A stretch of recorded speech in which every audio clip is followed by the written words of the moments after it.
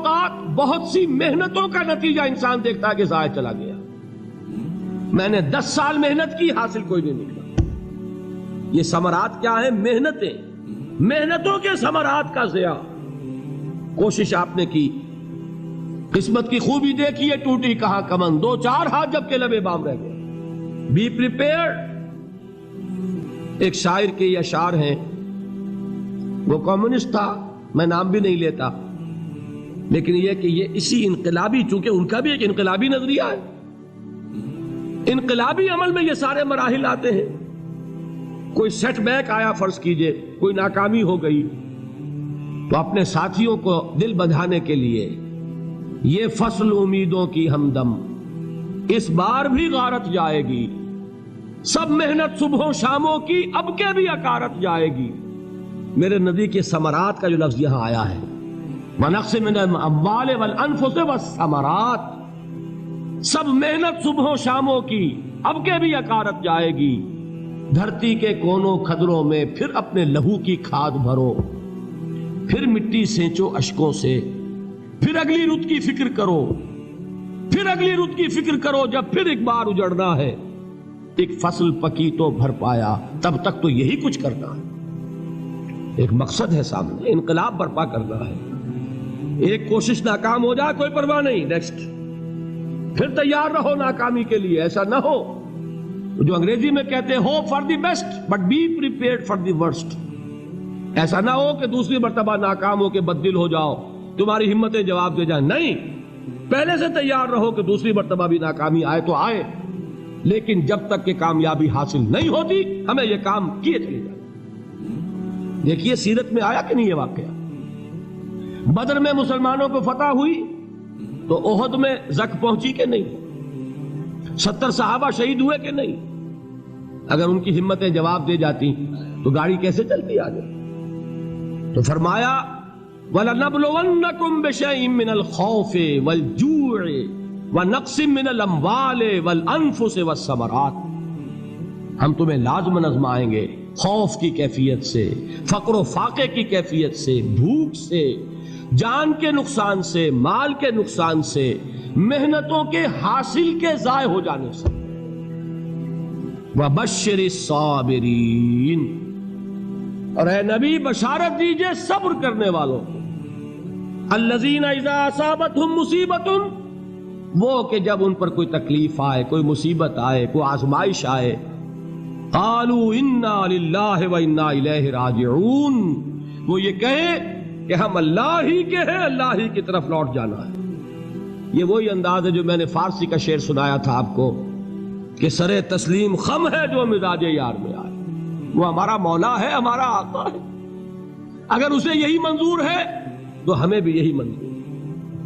میں نے تسلیم و رضا کی بات کی تھی نا، آپ کو کچھ شعر سنائے تھے، ایک شعر اور سنیے، اور یہ کس کا ہے؟ محمد علی جوہر کا۔ ایک مرتبہ جیل گئے، ان کی ایک بیٹی جوان بیمار ہوئی، فوت ہو گئی، باہر چھوڑا انگریز نے، جاؤ بھائی دفن کر دو بیٹی کو۔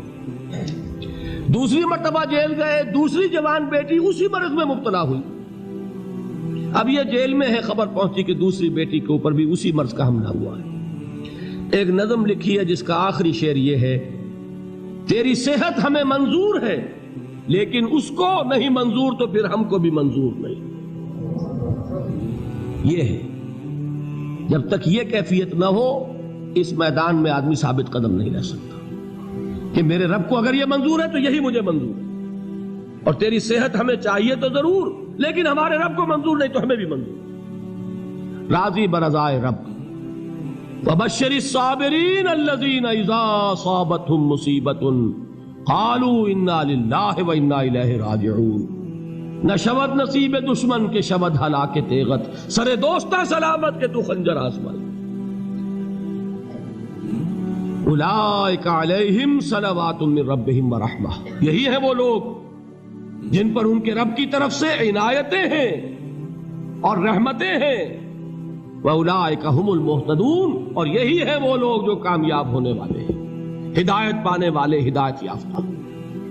اسی سورہ بقرہ میں ذرا آگے چل کر، یہ تو ہے 20واں رکوع، 19واں رکوع، بھی 21ویں رکوع کی پہلی آیت ہے لیس البر ان تولوا وجوہکم قبل المشرق والمغرب ولکن البر من آمن باللہ والیوم الآخر والملائکۃ والکتاب والنبیین وآتى المال على حبه ذوي القربى واليتامى والمساكين وابن السبيل والسائلين وفي الرقاب وأقام الصلاة وآتى الزكاة والموفون بعهدهم إذا عاهدوا والصابرين في البأساء والضراء وحين البأس۔ اب یہ آیت جو ہے سورۃ العصر میں جو مضامین آئے تھے سارے اس میں موجود ہیں۔ وہاں ایمان کا لفظ آیا، یہاں 5 ایمانیات کی تفصیل آ گئی، اعمال کی تفصیل آئی، اور آخری بات وہاں کیا ہے وَتَوَاصَوْا بِالصَّبْرِ، اور یہاں کیا ہے وَالصَّابِرِينَ فِي الْبَأْسَاءِ وَالضَّرَّاءِ وَحِينَ الْبَأْسِ، اور صبر کرنے والے، اصل نیکی ان کی ہے جو صبر کریں، کس میں؟ جنگ کے وقت، ذرائے، بأسائے، بأسا کہتے ہیں فقر اور فاقہ، واحد آئے گا باس تو اس کے معنی جنگ، اور باسا جمع میں آئے گا تو فاقہ، فقر، بھوک، اور ذرائے جسمانی تکلیف، ضرر، جسمانی تکلیفوں میں صبر کرنے والے، فقر اور فاقے میں صبر کرنے والے، اور جنگ کے وقت صبر کرنے والے، اولئک الذین صدقوا واولئک هم المتقون، یہ ہیں وہ لوگ جو صبر کرنے والے ہیں، یہ ہیں جو سچے ہیں، جو اپنے دعوے میں نیکی کے اور ایمان کے صادق ہیں، اور یہی وہ لوگ ہیں جو متقی ہیں۔ اگلی سورت ہے سورہ آل عمران، اس میں 2 لفظ آئے ہیں، آخری آیت یا ایھا الذین آمنوا اصبروا وصابروا ورابطوا واتقوا اللہ لعلکم تفلحون۔ دیکھیے یہاں صبر اور صابر جو تعلق جوہد اور جہاد کا ہے وہی ہے صبر اور مصابرت۔ صبر ایک طرفہ عمل ہے، آپ جھیل رہے ہیں، برداشت کر رہے ہیں، صبر علی المعصیہ، صبر علی الطاعہ، صبر علی الابتلاء، یہ سب کیا ہے؟ صبر۔ اور مصابرت کیا ہے؟ صبر کا صبر سے مقابلہ۔ یہ سورہ آل عمران، اب وقت نہیں ہے میں آپ کو سناتا اللہ تعالیٰ نے کیسے کیسے مسلمانوں سے کہا، مسلمانوں تمہیں زک پہنچی ہے تو انہیں بھی تو پہنچی تھی، ان کے 70 نہیں مارے گئے تھے بدر میں، ان کے حوصلے جو ہیں وہ تو پست نہیں ہوئے، وہ اگلے سال آ گئے تم پر چڑھائی کر کے، تم کیوں اتنا برا مان رہے ہو؟ تمہارے دل اتنے زخمی کیوں ہو گئے؟ تمہیں تکلیف پہنچتی ہے تو انہیں بھی پہنچتی ہے۔ اپنی غیرت جو ہے ہمیں ذرا اس کا جائزہ لینا چاہیے۔ لوگ باطل نظریات کے لیے کتنی قربانیاں دے رہے ہیں، لوگ باطل چیزوں کے فروغ کے لیے کتنی محنتیں کر رہے ہیں۔